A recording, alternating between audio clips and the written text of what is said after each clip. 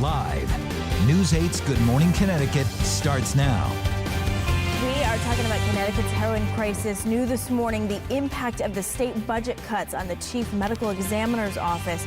That office trying to deal with a growing number of deadly overdoses. And tornado on the ground, caught on camera.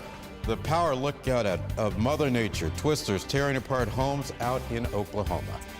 Good morning, everyone. Time now is 6:30 on this Tuesday morning. Hopefully you're waking up in a good mood after what was a beautiful Monday. I'm Laura Hutchinson. Good morning, Laura. Good morning, everybody. I'm Keith Kuntz. Can we make it 2 great days in a row?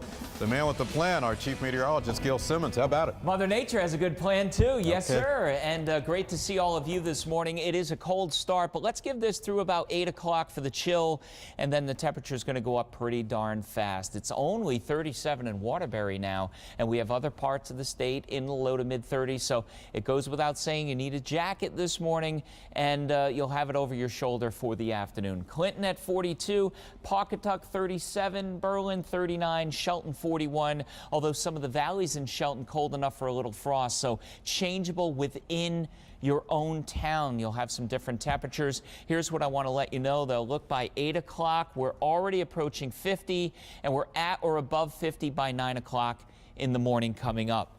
It'll be okay for the afternoon, but Teresa, some clouds come in. I'll show you that with our hour-by-hour forecast. We'll see how long the nice weather lasts for the week coming up. Okay, sounds good to me, Gil. The roadways are getting busy, as they typically do, right around 6:30. Some stop and go in Waterbury, up by 25A, backing up to 23. The shoreline looks good, though, if you're traveling over the Pearl Harbor Memorial. No reported delays there. We are getting reports of an accident on the Merritt Parkway, close to the Trumbull Mall. It's causing curiosity delays onto Route 8. However, it is all off to the shoulder. Meanwhile, morning drive times right where they should be still. If you're traveling New London to New Haven, you have no obstacles. Still a pretty good time to do this for you. New London to Old Saybrook will take you 15 minutes. Old Saybrook to Guilford is a 14-minute ride. And if you leave the house right now, Guilford to New Haven, right over the bridge, is a 13-minute ride. Oh, it just went down to 12 at 65 miles per hour, so obviously not so bad there. And then you'll notice we did have an earlier accident in the capital city, if that is your destination. No problems up at Bradley. That construction on the connector Route 20 has cleared, so if you have an early flight, you will get there on time. And trains and planes are running on or close to schedule. Check those cameras at WTNH.com. Back to you, Keith and Laura. All right, Teresa, thank you. New this morning, in the midst of Connecticut's heroin crisis, the state's chief medical examiner expresses concern about how state budget cuts will affect that office. Dr. James Gill tells the New Haven Register that his office is scrambling to address an uptick in deadly drug overdoses. The Register also reports that the chief medical examiner is worried his office could lose its national accreditation. The organization that oversees the medical examiner's office says budget cuts will slow down its ability to complete autopsies in a timely manner. If this substance is in Maine, then it's almost surely in Connecticut. The heroin up in Maine generally goes through the state of Connecticut. That is a doctor warning about a deadly new drug used to cut heroin here in New England. It's called W18, and officials say it's 100 times more powerful than fentanyl, a drug linked to several overdoses just last month. We're told W18 is a research chemical for pain control left over from the 1980s. And before your kids head off to the bus stop, you may want to talk to them because Naugatuck police say a man is trying to lure children into his car. News 8's Stephanie Simone live for us in our New Haven newsroom with a warning about stranger danger. Hi, Laura. Yeah, a warning for parents this morning as officers in Naugatuck say a man approached kids twice right there on Bridge Street near Lower Spring Street. Now, officers say he offered kids rides, targeting children between the ages of 10 and 14. Those kids gave a similar description of this man. So here's what to look out for. Police say it's a white man, 40 to 50 years old. He has a ponytail, balding, and is unshaven. Officers say he's driving around in a red car. Now, the National Crime Prevention Council says you should teach your kids 4 easy words: know, go, yell, tell. If kids feel they are in danger, they should say no, run away, yell as loud as they can, and then tell a trusted adult what happened right away. Live in the newsroom, Stephanie Simone, back to you. Stephanie, thank you. 16 private schools here in Connecticut mentioned in a new Boston Globe investigation. Hundreds of victims alleging sexual abuse. Those students, many now grown adults, claim school staff assaulted them. That report cites 200 victims at 67 different private schools in New England, including the St. Thomas More School in Montville and the Academy of Mount St. John. News 8 contacted both of those schools for comment. The Diocese of Norwich could not speak specifically to the allegations. For a look at all the Connecticut schools named in that article, you can log on to our website at WTNH.com. And the form used to apply to most colleges will be changing a major question about applicants' criminal records. The 2016-2017 Common Application will still ask students if they've been found guilty of a misdemeanor or felony, but it will remove a question about any other crimes. The U.S. Department of Education is urging schools to consider alternatives instead, arguing that it could discourage millions with a record from applying. Covering New Haven County, the first African-American female captain in the history of the New Haven Police Department is suing the city, alleging discrimination because of her race and gender. Captain Patricia Helliger has filed a civil complaint claiming race and gender discrimination dating back to 2012. She's worked for the New Haven Police Department for more than 20 years, but claims her promotion to captain was delayed because of that discrimination. Neither the defendant nor the plaintiff would comment on the story, citing that pending lawsuit.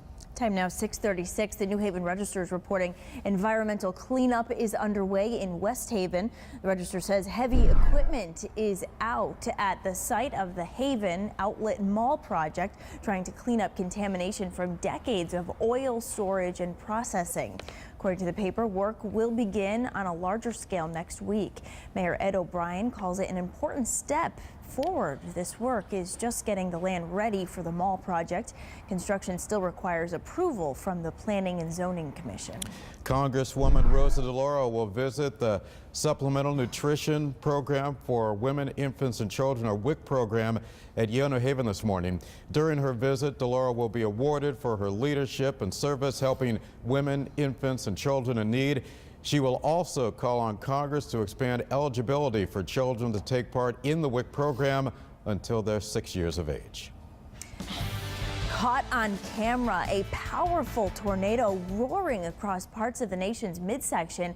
This video was captured near Wynwood, Oklahoma. Several homes were ripped apart there. 2 people were killed. One of them was in Wynwood. Another man died near the town of Connorville. Here's another video of a tornado touching down near Elmore City, Oklahoma. Forecasters declared a tornado emergency for several towns in the path of Monday's storms. That video is just frightening. Gil. It is. Unfortunately, I think 2 fatalities. That's the word we're getting coming out from those tornadoes yesterday. So our thoughts with those folks dealing with the rough weather. Our weather is pretty easy going, but I can show you it does change just to our south and west. Rain around just to the south of D.C., coming through the Chesapeake and out through Cleveland. Typical pattern would bring that right up into Connecticut. High pressure, though, is actually going to push all of this to the south. We're going to get some of the clouds coming in for the afternoon today, but it is a pretty easygoing pattern and one that features pretty good weather for anything to do with schools. Whether you want to get outside today, I'd highly recommend it for recess. Over the next couple of days, you'll have favorable conditions not only for recess, but the after-school outdoor sporting events, and the fields have had an opportunity to dry up now, which is some good news. Going to be some changes by Friday, though. We'll talk about that and the weekend. We'll start previewing that too coming up, Teresa. All right, sounds good to me, Gil. Thank you, and good morning, everyone. The ride is getting busy out there. Not so bad in the greater Hartford area. You can see plenty of green, and if you're coming along the shoreline from eastern Connecticut right to New Haven, no obstacles in your way. But if you notice down I-95, it's getting jammed up on both the Merritt Parkway and through Bridgeport on 95, so have a little bit of patience there. Meanwhile, we are taking a ride from Guilford through Branford right downtown. You'll notice it's a 12-minute ride, so certainly nothing unusual there. And morning drive times, not so bad. We'll break it down for you. It's 41 minutes. New London to New Haven is right where it should be. The accident we had up here in the capital city has wrapped up, so no longer any delays there. But speaking of delays, sorry, Waterbury, you are jammed up. Now, I checked in with Troop A to make sure there were no reported accidents. This is rush hour, maybe even a little bit of sun glare. You're jammed up by 25A, and it is backing up to 21. Not quite on the Mixmaster yet, but it is certainly building. Guys, we'll send things back to you. Teresa, thank you. Well, school about to be out for the summer months, and we have your back this morning with some ways to keep the kids busy. Plus, increasing your home's value. It is National Home Improvement Month. We've got some tips on how to make a great first impression, and it all starts outside. All right, it is 6:40 on a Tuesday morning, and good morning to East Haven, Essex, and Waterford. Right now, live look at Middletown. We are coming right back after a short break. Don't go away.